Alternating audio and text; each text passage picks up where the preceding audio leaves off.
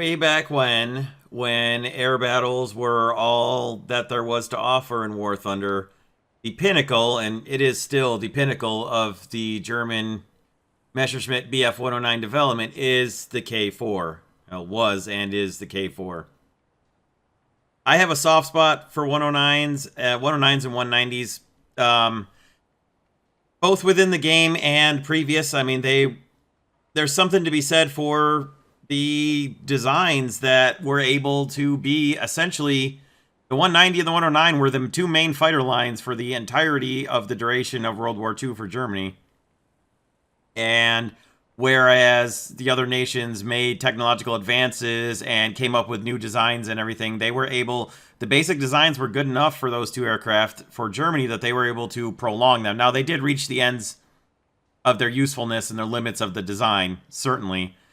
But there is something to be said for how long they were able to be viable aircraft. And anyways, back to the specifics of War Thunder.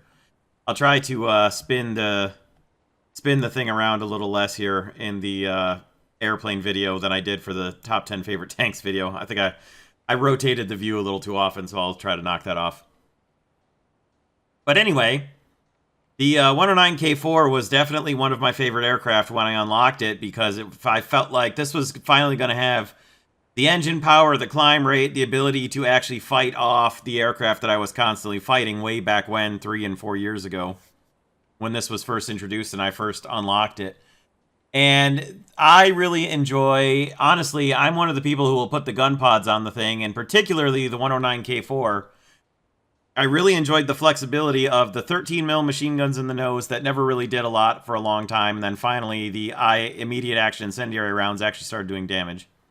But the 30mm cannon in the nose with 30mm Meiningeschoss rounds, and then the ability to put two 20mm pods under the wings, really gave this aircraft some nice flexibility, in my opinion, which was machine guns for just general purpose, the 30mm for hitting bombers and heavily, big heavy things that you don't want to spend too much time shooting at, and then the 20mm, the cannon pods for air-to-air fighter-on-fighter combat, or things where you have a little less chance of scoring a hit, so you can afford to spray a little more ammo, or just have the backup 20mm, or occasionally when attacking bombers, I would fire off the nose cannon and the pod cannons. But anyway, I really, really love the 109K4. It's one of my favorite aircraft that's ever been added into this game, and I think it's a good one to start out with.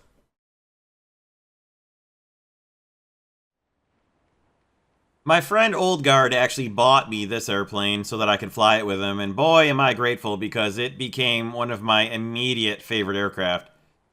Extremely good performance. It's spaded, of course, so yes. But extremely good performance, and the 320mm MG-151s that this thing has really do some good work. It's at a beautiful battle rating for the gun power and the engine power it has. It's very maneuverable, and it still has the heart on it from my Valentine's Day video of last year, actually, which is funny. But I'm leaving the heart on there because I really do love this thing. It's definitely one of my favorite airplanes. I have destroyed so many B-25s with it. You run into so many B-25s at this battle rating because so many people still fly them. And you can just feast on them with the 20mm Meiningeschoss rounds here. I ground out so much of the Italian air tree with the G55S. It's a sweet, sweet airplane, and would have been well worth buying myself if I hadn't had it gifted to me. So thanks again, Oldgard.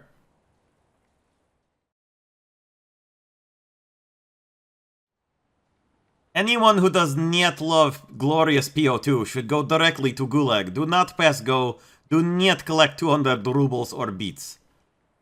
I don't know how you could not love the PO2. The memery is hilarious, and the aircraft itself is great. So much fun to kill targets with this thing, either in air battles or tank battles, either way. If you can get a tail gunner kill with this thing, so much the better. If you can bomb out a tank, especially a high battle rating tank, it's so hilarious. It's very fun to fly this thing. It takes a lot of patience to fly the PO2 because You cannot go very fast in it whatsoever. And some of the battles when you're flying it in a tank battle, you spawn in and you're so far away from the battle, and it just takes so long to get there, and you just can't dive and speed it up and help speed yourself back into the battle, and you just have to be patient and just putt along. But it's so great. Once Comrade Ludmilla gets up to the battle and drops her bomb load on top of a German tank or something, and you see it explode and you get the God mode or even the rank does not matter achievement, it makes it all worth it. It's such a fun airplane to have, and it's such a silly meme, and it's so out of place in the game sometimes. But it's just so lovely fun to have. And oh my god, when you see this thing on the enemy team as a target and you can zoom in behind it and hit it with cannons, it's just not even fair. But it's such a fun airplane to have, and I'm so glad I have it.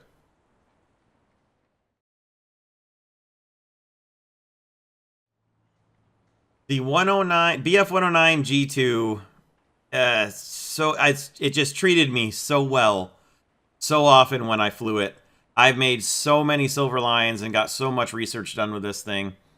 For a long time, when the Sicily map had the AI spotter aircraft on, and you would be able to, would climb and climb and climb and climb and be able to shoot them down and just gain so much research and so much RP with the 109 G2 when I was still a lot of the time I was still flying with my joystick. So I was at a severe disadvantage in air-to-air player-on-player air combat before tanks were added. So it was a real benefit to me to have the AI planes to go after and chase down, shoot down. But this airplane was so good with the climb rate and with the 320mm cannons. And the Romanian G2 as well that I bought a few years back too for Silver Lion grinding. At the same time, in the same way. Just so good with the 320mm cannons, the 2 gun pods and the one in the nose, and then the 792s in the nose as well. Just very much like the G55S, you will see so many people flying PBJs and Wellingtons and B-25Js at this battle rating, and you can just feast on them. It's rare that I don't run into 2 to 3 B-25s or B-25 similar aircraft like the Wellington or obviously the PBJ. And just be able to feast on them with the 109 G2s. They're so fun, and they're at such a good battle rating, and you can just make so much money with them.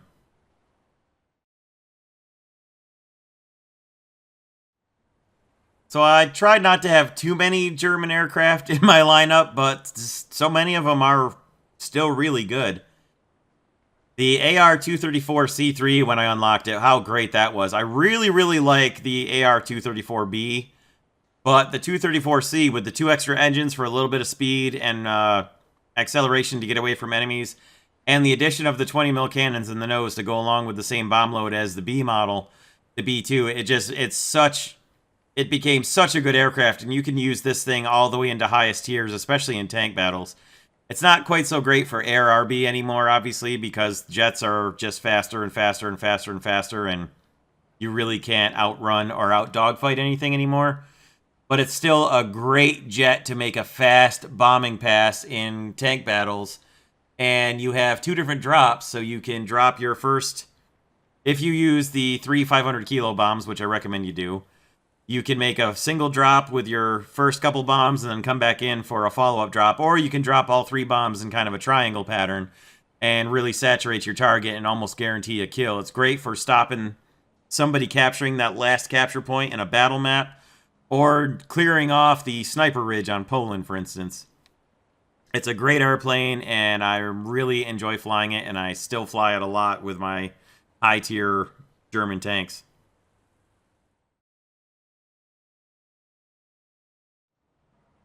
Ah, the Sea Fury FB-11. The pinnacle of piston engine fighter design, and really just the best you can get in a piston aircraft, pretty much. The end of the development, the end of World War II, and such a good aircraft. In War Thunder, you can pretty much challenge the early jet fighters without too much trouble with this. If they're able to outrun you in a straight line, there's only so much you can do, but the Hispanos it has with air belts, assuming that they don't spark, can really make a rapid end out of any enemies that you encounter.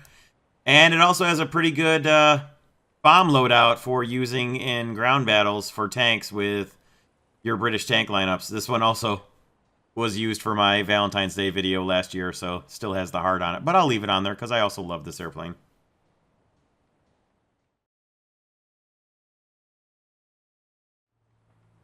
As a 20-year veteran aircrew member of the United States Air Force who happened to fly around on a Boeing designed and Boeing built aircraft with multiple engines and multiple crew positions on board, I would be remiss if I didn't include the B-17 in some form in my top 10 favorite aircraft of War Thunder. The B-17E is kind of the stereotypical model that you think of when you think of the gigantic air bombing fleets in the daylight bombing raids over Germany and occupied Europe in World War II. But the G model is the one that really was the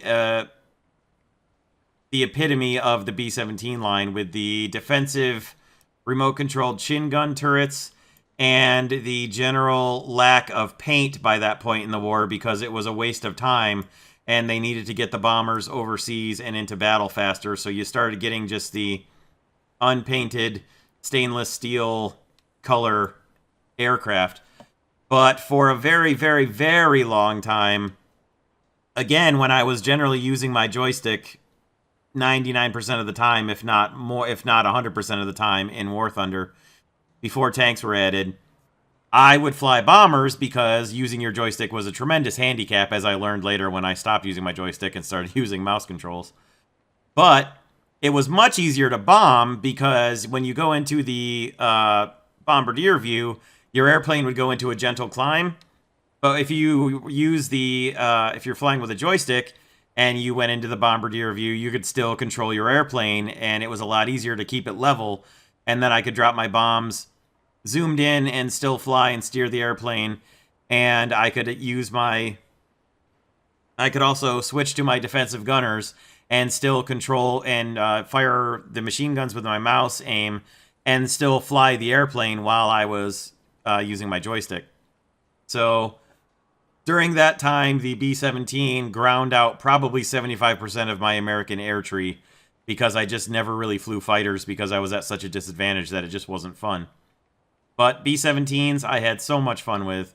And like I said, as an American aircrew member for 20 years, the B-17, the Boeing large multi-engine bomber, just has a sweet spot in my heart, and it always will.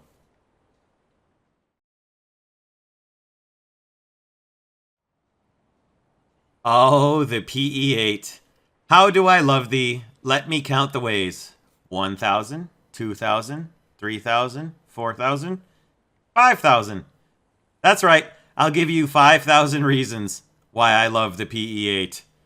5,000 kilograms. Anyways, why I love the PE-8.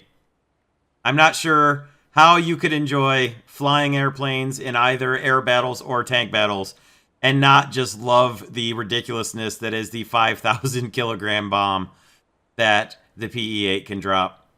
I think the most I've ever killed was 6 tanks in one drop with it, but I've seen people do much better than that before. And it's so much fun to come in with this thing and manage to get that bomb off and just know it doesn't matter if you shot me down because my bomb got off, and then you just wait to see what the kill feed looks like. So much fun to fly the PE-8, and it's so enjoyable to watch that kill feed once you drop that bomb, especially if you're able and lucky enough to get your bomb off on a capture point that's being captured and you know the enemy team is swarming it. Oh, it's beautiful.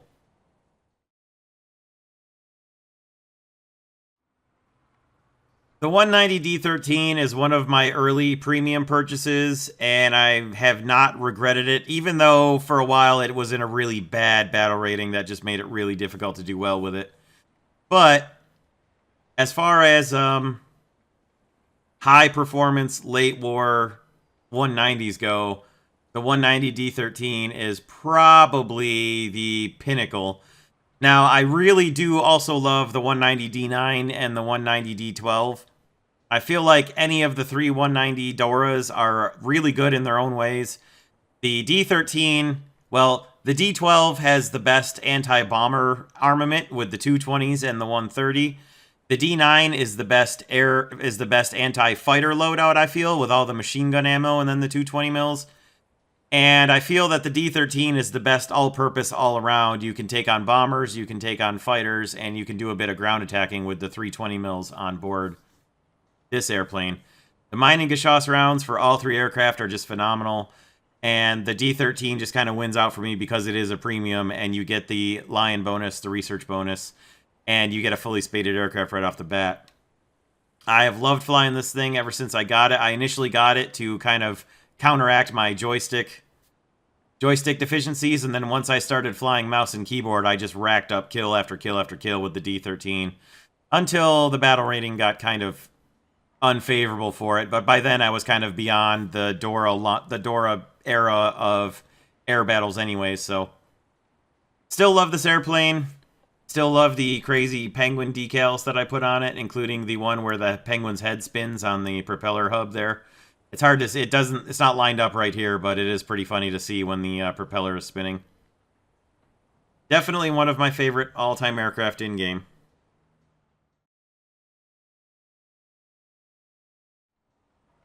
This might not come as a surprise to anyone that my favorite aircraft in-game of all time to date is the SPAD, the 80 Skyraider, the 82-84.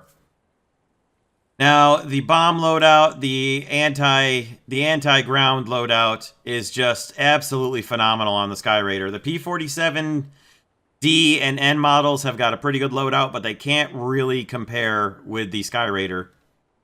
All those HVARs, plus two 1,000s and a single 2,000-pound bomb, you can't beat that. And then add in a couple of cannons, 4 cannons on the 84.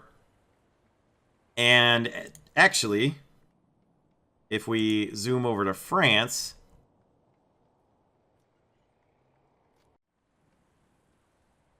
the French rocket load is even better with double rockets on board, so you can actually carry up to 24. And that's a very, very fun aircraft as well. I had a lot of fun. I was so happy when they added the 84 into the French lineup. But, truth be told, my favorite aircraft in the game out of the Skyraider lineup has got to be, and always will be, the U.S.S. Oriskany skinned 82 from VA 165. I happen to be from Oriskany in New York, where the U.S.S. Oriskany aircraft carrier was named after. We had ourselves a little battle during the Revolutionary War that ended up getting itself an aircraft carrier named after it in the Revolutionary War series of carriers, along with the Yorktown and a few of the others, and the Lexington, for instance. And I have loved the minute I saw this skin on War Thunder Live, I absolutely had to have it, and it just made me so happy to have this thing, and I'm so glad that it still works on the 82 in-game. I wish I could get it to work on the 84, but as far as it goes, that is my most favorite aircraft in-game right there, because it is a Skyraider, but mostly because it is a U.S.S. Oriskany Skyraider.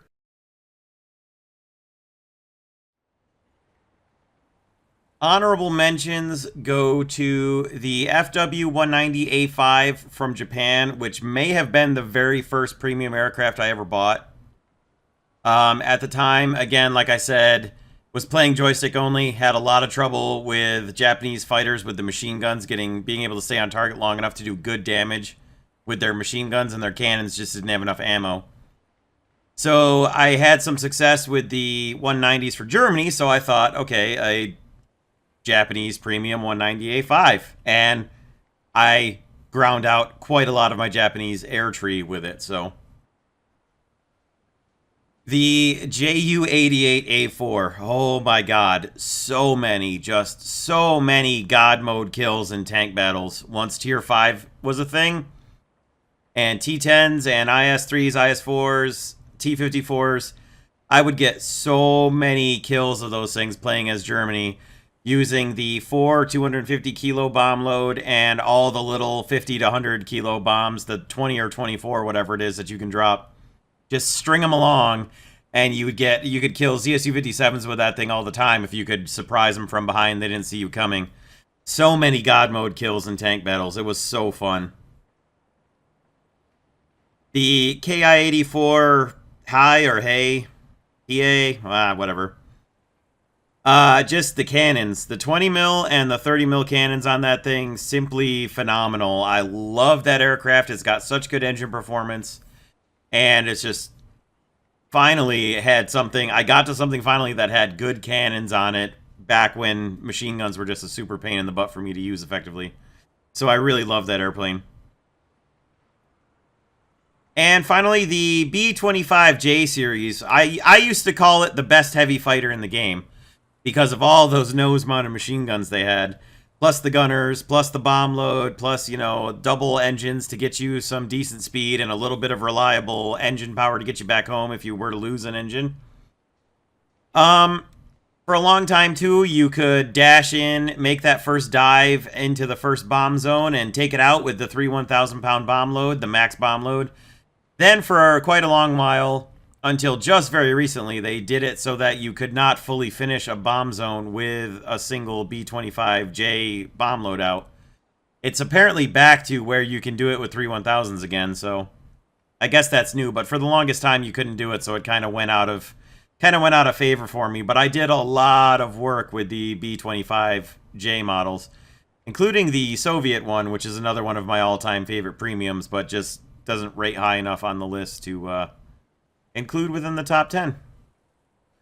And that's it. Let me know what you thought in the comments below, and we'll see you next time. Thank you all very much for watching, and I hope you all have a great rest of your day.